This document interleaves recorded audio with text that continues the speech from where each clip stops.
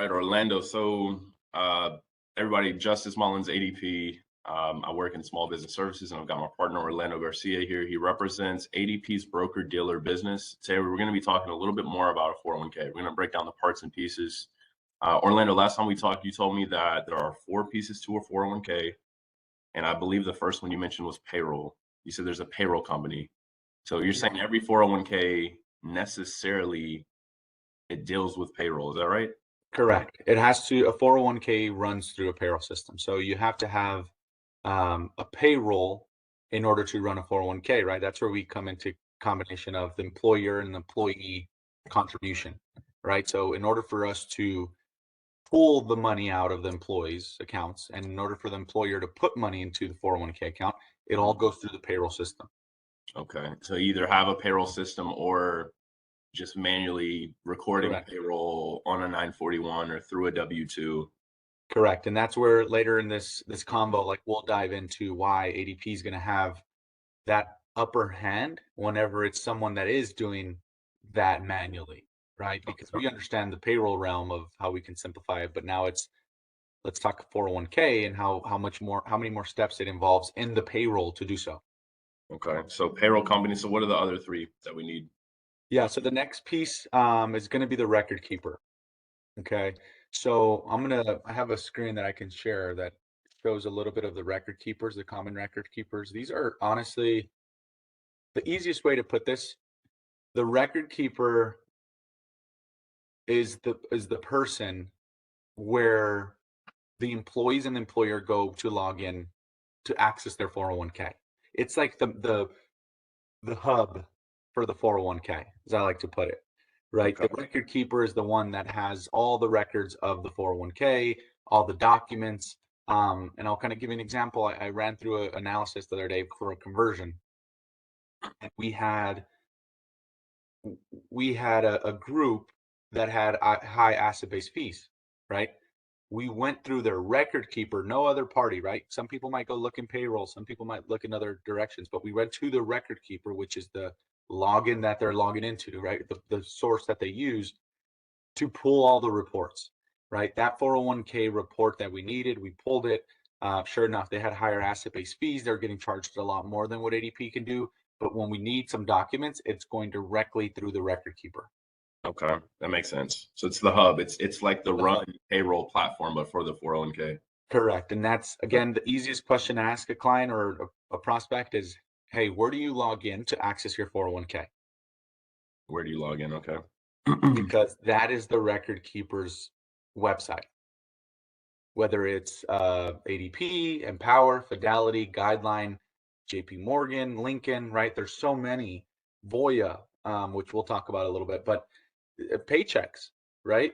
And to kind of give you an idea, there's so many record keepers. I'll give you a big kind of statement that I mentioned to the refs, but no one's in love with their record keeper. Mm. Okay.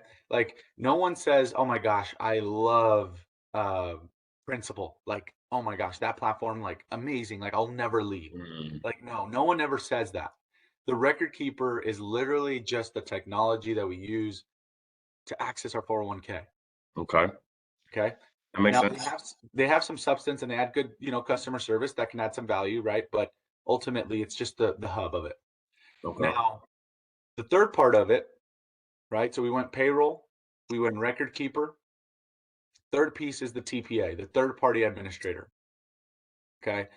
The third party administrator is the person that is helping,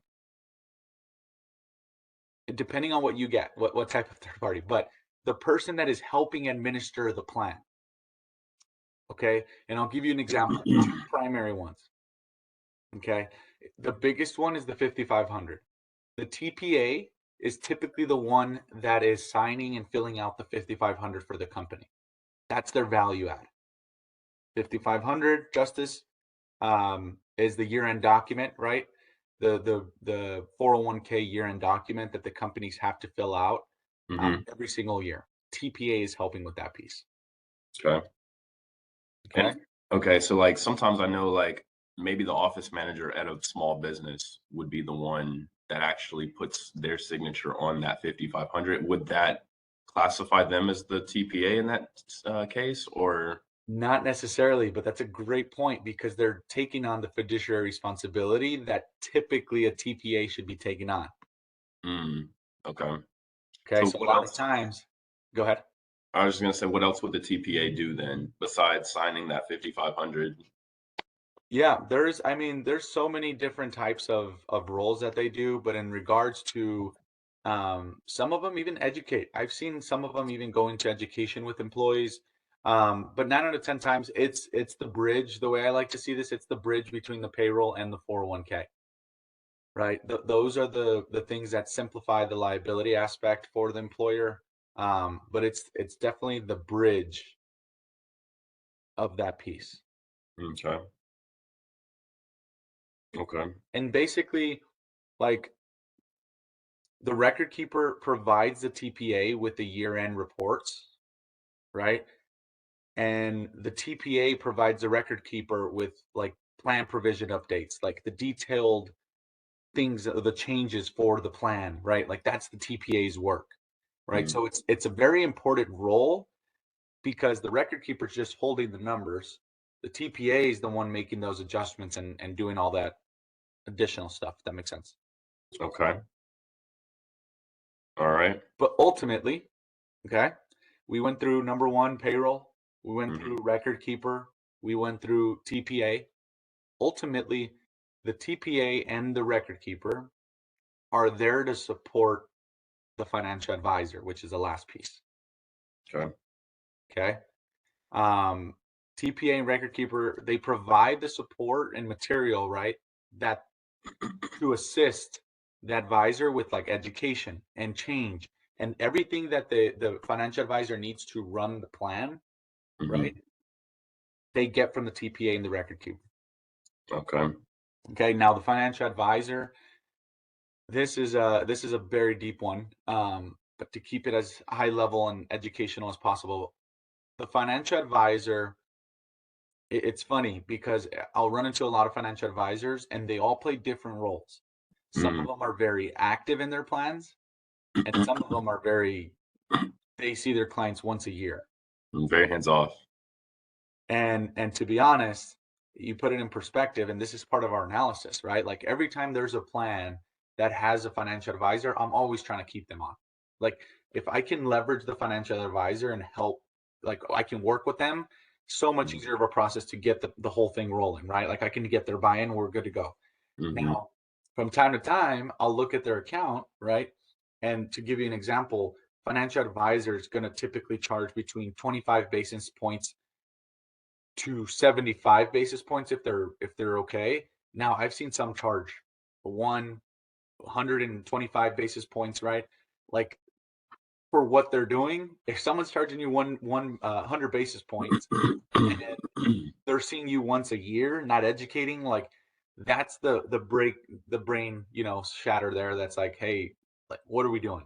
Because for anybody that doesn't know, so like when you're talking about a financial advisor's fee, that 25% basis point fee or 75% or 1.25 basis point fee, that's a percentage of the plan's total assets that that's their fee. They pocket that, right? 100%, So 100%. like if a plan, let's say a plan had like 1.2 million in it and the financial advisor was getting, what is that? What you say 125, so that's 0.0125, right? So 125 basis points, I would just put Yeah. 125%, 1.25%. So it's like 15 grand for the year they pocket. And you're saying for that amount, like they should be doing more than just checking in once a year. Well, yeah, I mean, think about it, dude. Like if you're paying someone 15,000 a year, like what does that consist of? Like, what am I And getting for that? a lot of people, two things. A lot of people, one, don't realize how much energy a financial advisor should be involved in the plan. So a lot of hmm business owners, they're like, yeah, I see him once a year. hmm It's like, wait, but who's educating me? Or who's answering the questions for, the employees whenever it comes to some of the funds? Me. That's not okay. Right? The business owner hired this person and is willing to pay them a certain fee to do that role. Right? So that's that one part. Now, two, A lot of business owners don't realize how much they're actually getting taken out. Okay. And I'll tell you this, when you first have a meeting, if I'm sitting with you and I'm a financial advisor, Justice, you're a business owner, and you have, say, 100,000 in assets. Okay. And I'm charging you 50 basis points, point, right? Times 0.5%. It's $500. Hey, all you got to do, Justice, is pay me $500 a year, dude. Like, and I'll help you out. Right. Then they get to 2 million. Okay. 3 million. You don't have that conversation again. We just established that 500 turns in now to 15,000, 20,000, 30,000. Right. That's where this conversation of like, hey, having to educate on what the advisor actually does or what they should do is very important. So that's really what we're doing. That's really what we're doing when I have my reps go with you to a meeting with a small business owner and you dive into that plan. It may have been set up in the beginning and it may be really cheap, right? It may only cost them a few $100, but you're saying as the assets in that plan grow, Correct. That's where they don't realize the fees have crept up with it.